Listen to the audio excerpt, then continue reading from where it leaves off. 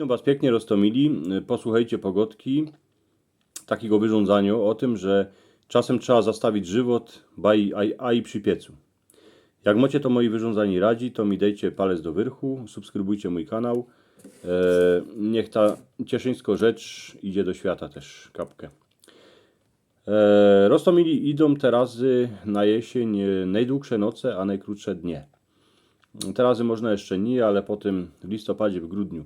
Słonko jak geny wylezie na niebo, to parę razy się mu zieje, a chnet idzie spać. Tuż światła człowiek ma mało, co rozmieni.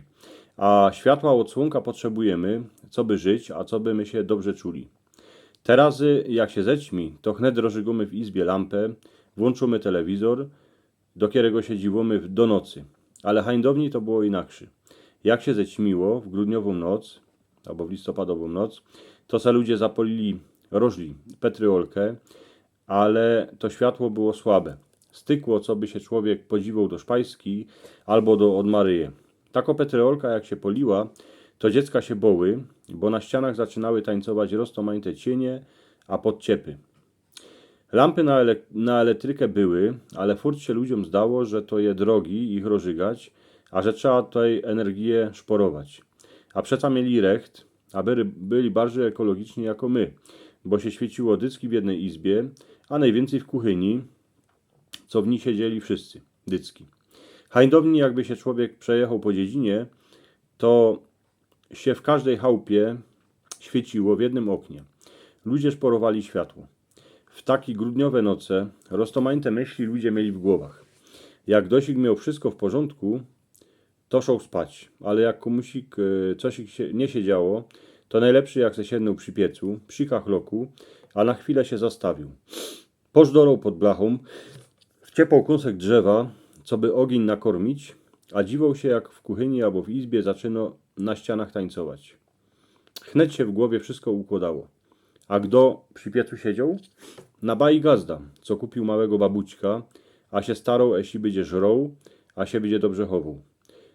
Siedziała gaździno, co miała kurowody z kurami, bo coś ich waje nie chcą nieść. Starka, bo się zaś powadziła ze starzikiem, a synek, bo się mu jedna dziołcha podobo, ale nie wie, jako do niej przerządzić. Każdy coś i jeden więcej, drugi mniej. Ale przy piecu się siadało dycki, jak człowiek chciał się zastawić, bo żywot kapkę zawartko gnął do przodku. Jak go trzeba było kapkę wyszlajfować. Kiej w kuchyni było ćma, a jeny pod blachą ogień huczał, to był ten czas, kiedy o wszystkim człowiek myślał. Co zrobił dobrze, co zrobił źle. Komu ubliżył, a komu pomógł. Jeśli z pomboczkiem je w porządku, a z nim dziś opowyrządzą.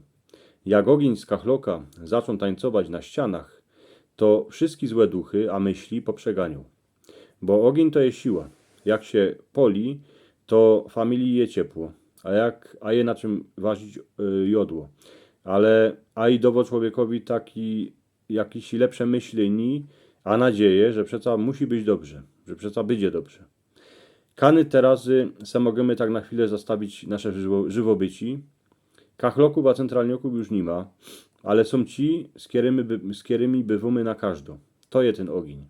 Tuż styknie zagasić telewizor, styknie te wszystkie chytre pudełka dać na kastlik, a chnet nas odgrzeje ten ogień, którego nam chybio. A tym ogniem to jest wyrządzanie. Bo na isto mało pospołu mówimy.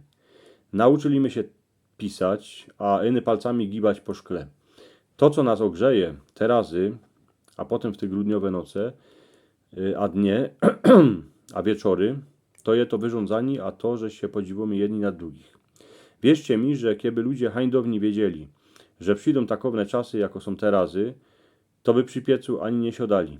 Chnet by szli, a rzekli swoim przyjacielom, co ich mierzi.